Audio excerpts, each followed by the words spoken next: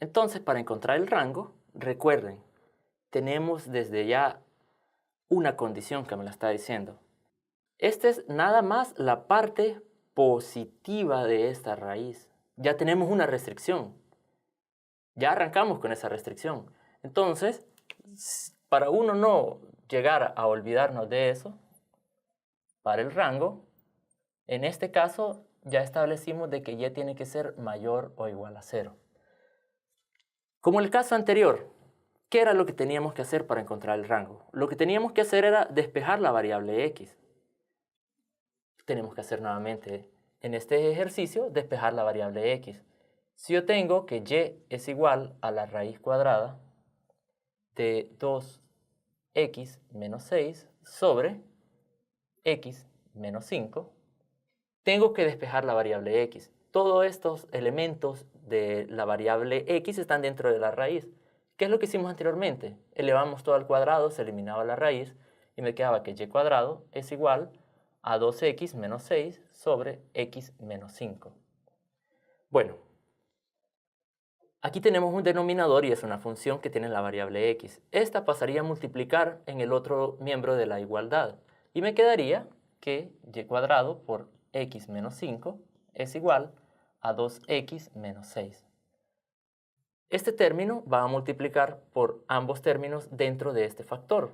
Por lo tanto, me quedaría xy cuadrado menos 5y cuadrado. Y esto sería igual a 2x menos 6.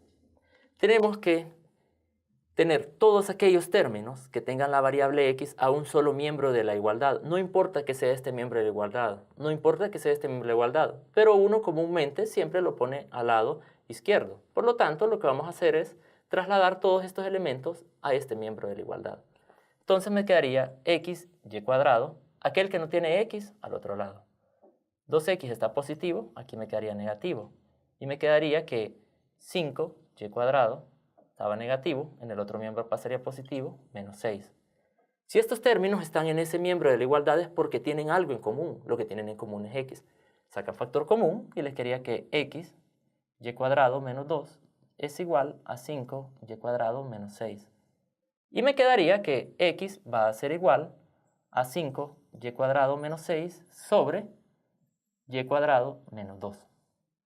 Hemos despejado completamente a x. X solo tiene 1 de coeficiente. Ahora, veamos qué regla de correspondencia le da x a la variable y. ¿Qué es lo que tiene que cumplir y para que x siempre siga siendo real? Antes teníamos una raíz. En este caso no tenemos una raíz, pero sí tenemos una función racional, le decimos. A veces le llamamos funciones racionales aquellas en las cuales tiene el numerador la variable y en el denominador también tenemos la variable. A esa le llamamos función racional. Entonces, esta función es racional. Lo único que debe de cumplir para que x siempre siga siendo real es de que cualquier valor que esté abajo, es decir, en el denominador, no sea 0. Si es 0, ¿qué es lo que va a suceder? La va a indefinir. No queremos que la indefina. Entonces, y menos 2, y cuadrado menos 2, tiene que ser diferente de 0. Despejemos y. Y va a ser igual, el 2 pasa a sumar, y esto pasaría a el cuadrado, lo pasaremos raíz al otro miembro de la igualdad, y me quedaría que y va a ser más o menos 2. Es decir, de que y puede tomar cualquier valor real, excepto la raíz negativa de 2 y la raíz positiva de 2. Entonces ese sería el rango. No se olviden de la condición inicial. Y tiene que ser mayor o igual a 0. Por lo tanto, ese no es el rango. El rango vendría siendo todos los valores de y positivos. Y tendríamos que quitarle el valor positivo de la raíz aquí. Por lo tanto, el rango de la función g serían todos los reales positivos, excepto, no le vamos a quitar a los reales positivos la raíz negativa porque no está dentro de ese conjunto. Por lo tanto, les quitaríamos nada más un elemento, que sería la raíz positiva. Entonces ya tenemos encontrado el dominio y el rango de la función. Pero ¿qué es lo que teníamos que hacer cada vez que encontrábamos el dominio y el rango de una función? Tenemos que escribirlo correctamente. ¿Cómo se escribe correctamente la función? Habíamos dicho que se iba a escribir la letra de la función, el dominio. ¿Quién era el dominio? El dominio en este caso iba desde menos infinito hasta 3 cerrado, unido al conjunto desde 5 hasta más infinito, y esto me iba a llevar a todos los reales positivos menos la raíz de 2. Si yo tomo un x de aquí, la regla de correspondencia de g de x sería igual a la raíz de 2x menos 6 sobre x menos 5. Y con esto hemos encontrado el dominio y rango de la función. Las funciones, como son una representación de todos los números reales, así como los números reales, pueden operarse. Es decir, de que nosotros con los números reales los podemos sumar, restar, dividir o multiplicar o dividir. Las funciones también tienen esta capacidad. En el folleto ustedes, en la parte teórica, han visto de que las funciones pueden sumarse y le va a dar una función real. Dos funciones también pueden restarse y también les va a dar una función real. Dos funciones se pueden dividir y también les va a dar una función real, pero tienen que tener cuidado en la división de, funciones, que el dominio de la función que está en el denominador, aquellos valores que la hagan cero a ella tienen que sacarse. Entonces vamos a empezar a trabajar con una de estas funciones.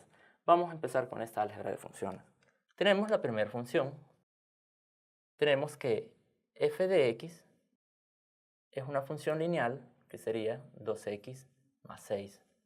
Tenemos la función g de x. G de x sería una función x cuadrado más 3. Para el álgebra de funciones, si yo quiero sumar ambas, es decir, si quiero encontrar f más g de x, ¿qué es lo que tendríamos que hacer? Recuérdense de que tendría que saber cuál es el dominio y rango de cada una de ellas. Para el dominio, la primera función es una función lineal. Las funciones lineales, recordemos que su dominio y su rango son todos los números reales. Los pondremos por aquí, cada una de ellas. El dominio de la función f son todos los reales. ¿Por qué? Es una función lineal. Una línea recta oblicua. Una línea recta oblicua quiere decir que su pendiente es diferente de 0 o es diferente de infinito. Desde el momento que yo tengo un valor acompañando a la variable x y esta puede sumarse con otro elemento, yo sé de que esta es la ecuación pendiente-intercepto. Entonces, desde el momento que yo sé de que no es ni 0 ni infinito la pendiente, esta es una línea recta oblicua. Entonces, las líneas rectas oblicuas tienen por dominio todos los números reales y están definidas también, es decir, su rango de f son todos los reales. Ahora, veamos la función g de x. La función g de x ustedes la conocen muy pero muy bien. Esa función es una parábola abierta hacia arriba, es una parábola vertical.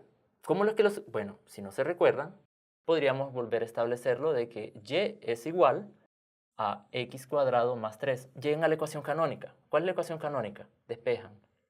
Y menos 3 es igual a x cuadrado. Todavía no hemos encontrado la ecuación canónica. La ecuación canónica tienen que encontrar el vértice. ¿Cuál es el vértice? El vértice viene dado como x menos 0 al cuadrado. Aquí tenemos de que 1 por y menos 3. El vértice, recuerden de que es h, como acá. H es 0, K es 3. El menos es de la fórmula. ¿Cuál es el dominio? Todas las parábolas verticales tienen por dominio los reales. ¿Cuál es el rango de G? el rango de G venía dado siempre por el vértice y con respecto al Z. Si Z es positivo es una parábola vertical abierta hacia arriba y va a venir dado desde su segunda coordenada, que vendría siendo K, desde K hasta más infinito. Por lo tanto, el rango va a ir desde 3 hasta más infinito. Perfecto. Ahora, si yo quiero sumar estas dos funciones, el dominio de esta función va a ser la intersección del dominio de la función f con la intersección del dominio de la función g. Si yo intersecto los reales con los reales, me va a dar los reales. Todos están comprendidos entre ellos dos. Entonces, ¿quién sería f más g? F más g va a ser igual a f de x más g de x. ¿Quién es f de x? F de x es 2x más 6. ¿Y quién es g de x? Es x cuadrado más 3. Por lo tanto, ¿qué me quedaría de resultado? El resultado que tendríamos sería x cuadrado. Aquellos términos que sean semejantes se suman. Los únicos términos semejantes son los términos independientes que no tienen ninguna variable en este caso. Y esto me quedaría 9. Entonces, esta vendría siendo la suma de f de g de x. Entonces, por lo tanto, aquí hemos establecido la primera operación de las funciones, que vendría siendo la suma de ellas. También podemos hacer la resta de ellas. Pero más importante sería encontrar la división de estas funciones. Entonces, si buscamos la división de ellas, lo vamos a encontrar aquí, f sobre g de x. ¿Cuál vendría siendo? La función resultante vendría siendo nada más sustituir 2x más 6 y en el denominador sería x cuadrado más 3. En la anterior era pero muy fácil encontrar cuál vendría siendo la forma correcta de escribir esta función. ¿Cuál era la forma correcta de escribir esta función? Esto antes de partir o para llegar a escribir la forma correcta a la siguiente división, porque quiero hacer énfasis en lo importante que es todos aquellos elementos que hacen ser el denominador de esta. Eso allá lo teníamos muy claro. Entonces, en la función en esta, regresando, f más g me iba a quedar de que el dominio era el intercepto del dominio de R y el dominio, de f y el dominio de g. Como conjunto de llegada, puedo poner todos los reales como conjunto más grande. Si yo tomo un x de aquí, iba a tener de que f más g de x me iba a quedar la función resultante, que es x cuadrado más 2x más 9. En este caso, quería terminar con eso para llegar a este caso. En este caso, f de g, ¿cuál sería el dominio? En la división de funciones tienen que tener en cuenta eso. El denominador, ¿quién me hace 0? Si ustedes se fijan, habíamos establecido que en el dominio eran todos los reales. Sí, eran todos los reales, cualquier valor este. Pero ¿quién me hace 0 en el dominio de G? ¿Cuál es el valor que me hace 0? ¿Será que hay algún valor que hace 0 el dominio? En este caso, si ustedes se fijan, no hay ningún valor que lo hace 0. Cualquier valor que ustedes sustituyan, cualquiera podría pensar de que si yo sustituyo menos 3 aquí, o que la raíz cuadrada de menos 3, o la raíz cuadrada de 2, no sé, ustedes podrían pensar de que hay algún valor que lo hace 0. Aquí no hay ningún valor que lo hace 0 porque tenemos un signo positivo. Ustedes lo pueden verificar. Si yo digo de que x cuadrado más 3 tiene que ser diferente a 0, ustedes lo pueden buscar. Les quedaría x cuadrado tiene que ser diferente a menos 3. Saquen la raíz cuadrada de menos 3, no existe. No hay ningún valor que lo haga 0. Por lo tanto, el dominio de esta función siempre van a ser los reales. ¿Y el conjunto de llegada quién va a ser? Podemos escribir siempre el conjunto más grande de llegada, que van a ser los reales. No necesariamente podemos escribir el rango. Ya vamos a ver la parte de tipos de funciones. Cuando uno quiera establecer el conjunto de llegada, que sean su rango, vamos a darle un nombre a esa función. Entonces, si yo tomo un x en el conjunto de partida, la regla de correspondencia de f de g de x me va a decir que cualquier valor que yo tome y yo hago la división de ellas, su regla de correspondencia sería 2x más 6 sobre x cuadrado más 3.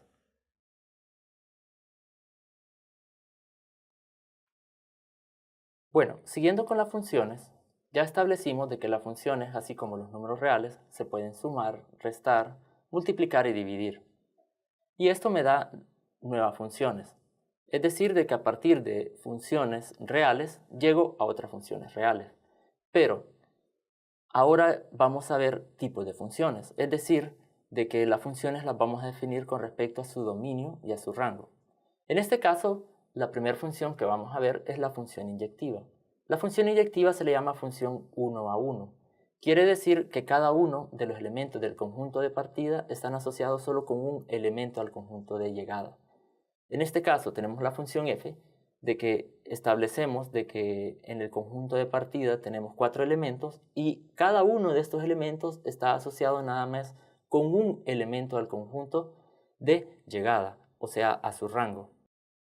Tenemos una parábola vertical. Una parábola vertical, nosotros tenemos el primer elemento x1 y el primer elemento x2. La cuestión es si la parábola, en este caso, es una función inyectiva. La parábola vertical no es una función inyectiva. Hay una forma gráfica para verificar si una función es o no es una función inyectiva. Por ejemplo, supónganse de que vamos a trazar líneas rectas horizontales y si estas líneas rectas horizontales cortan en más de un punto, a la gráfica no es inyectiva. Por lo tanto, esta línea recta, supongo que línea recta, si corta 2 puntos, no es inyectiva. Solo tiene que cortar en un punto. Esto siempre, teóricamente, si yo tengo que x1 es igual a x2, entonces f de x1 va a ser igual a f de x2. Lo que sucedió en la parábola es de que si yo hubiese establecido de que este punto estuviese estado en la misma dirección, x3 y x1, perdón, son diferentes, pero vamos a llegar al mismo valor en y. Entonces, eso es lo que viene diciéndonos de que no es inyectiva. La segunda función, o el segundo tipo de función que vamos a estudiar, es la función sobreyectiva. ¿Cuál es la función sobreyectiva? La función sobreyectiva es aquella que cada uno de los elementos del conjunto de llegada tiene asociados nada más un elemento en el conjunto de partida. ¿Cuál es esto? Bueno, supónganse de que yo tengo, por ejemplo, y1, y2, y3 y y4. Tenemos x1, x2, x3 y x4. Cada uno de estos elementos tiene que tener un elemento asociado al conjunto de partida. Si tenemos un elemento que no está asociado, no es sobreyectiva. ¿Yo puedo hacer esto? Sí, esta es una función sobreyectiva, pero no es inyectiva. Entonces, esto es lo que nace a la siguiente función. La siguiente función es la función sobreyectiva. La función sobreyectiva es aquella que es inyectiva y sobreyectiva a la vez. Solo estas funciones son aquellas que tienen funciones inversas. Con estas vamos a trabajar bastante en las futuras videoclases, ya que esto me va a venir dando paso a las funciones trascendentes, como vendrían siendo las funciones logarítmicas y las funciones exponenciales. Entonces, esto sería todo por hoy.